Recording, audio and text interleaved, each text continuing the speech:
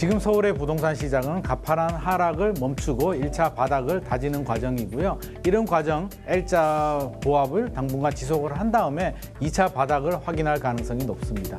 집값이 너무 많이 오르면 민심이 나빠지고요. 집값이 갑자기 떨어지게 되면 사실 우리 대한민국 전 국민 자산의 한 70에서 80% 정도가 부동산이기 때문에 집값이 빠르게 떨어진다는 얘기는 자산 붕괴를 의미하고요. 소비 감소에 금융시장까지 충격파가 미치기 때문에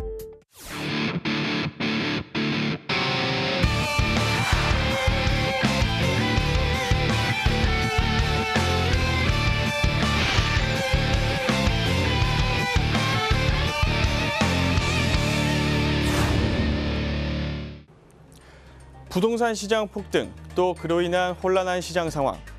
그 기억이 채 가시기 전 갑자기 차갑게 식어버린 지금의 부동산 시장은 대응을 위한 시간적인 여유도 없이 혼란을 더하고 있습니다.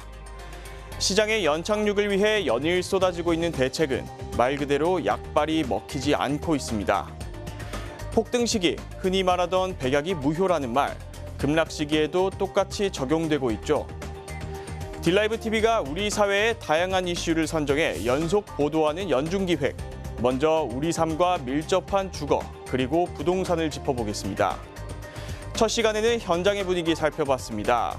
먼저 서울에서 가장 가파른 상승세를 보였던 노원구입니다.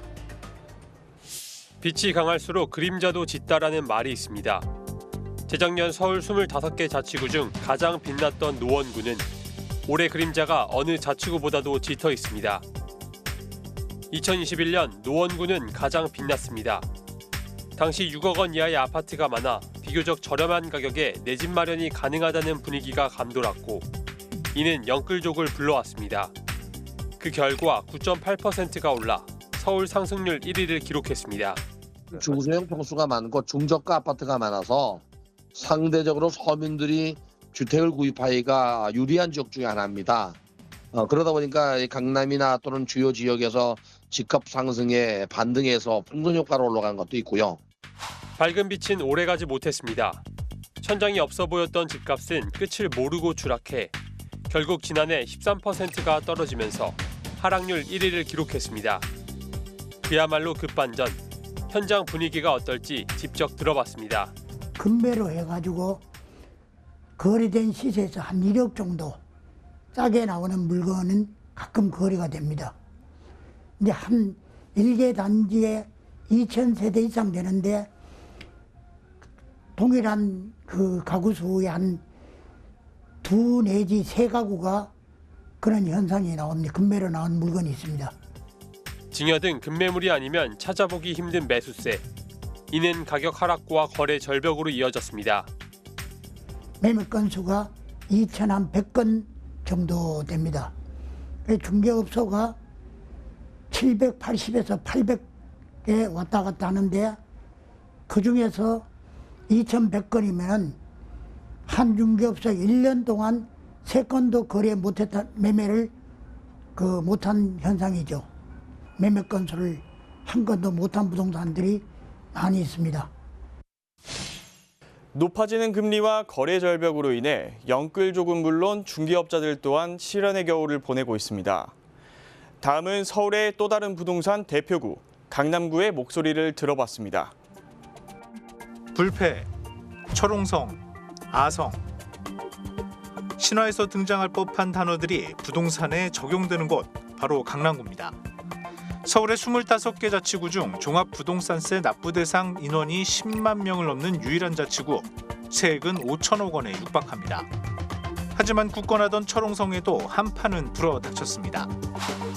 지난해에는 주변 하락에도 0.11% 상승하며 굳건함을 보여줬던 강남구의 아파트 가격은 올해는 1월 한 달간 마이너스 1.15%의 누적 변동률을 기록했습니다. 현장 분위기는 어떨까? 작년 여름 대비 실거래가 대비해서 한 15%나 20% 정도 떨어진 상태고 앞으로도 한 10% 정도는 추가적으로 떨어질 거로 전망하고 있습니다. 가격 하락세만큼이나 암울한 부동산 시장을 상징하는 거래 절벽, 강남구 역시 피할 수 없었습니다. 기존 아파트 거래량은 거의 거래 절벽이고 흔히 얘기하는 절벽보다는 천멸이 더 어울리는 그런 용어가 유행할 정도로 상황이고, 그다음에 이제 신규 입주 물량 아파트에는 그나마 건매물이 한두 개씩 소진이 되지만은 기존은 거의 뭐 가뭄에 콩나듯이 한두 개씩 되는 그런 아주 어려운 상태에 놓여 있습니다.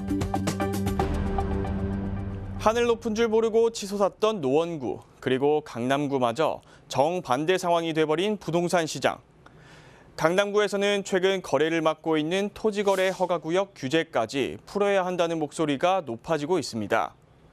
이제는 대부분 풀려버린 부동산 규제. 시장에 어떤 영향을 끼칠까요? 다음 시간에 자세히 짚어보겠습니다.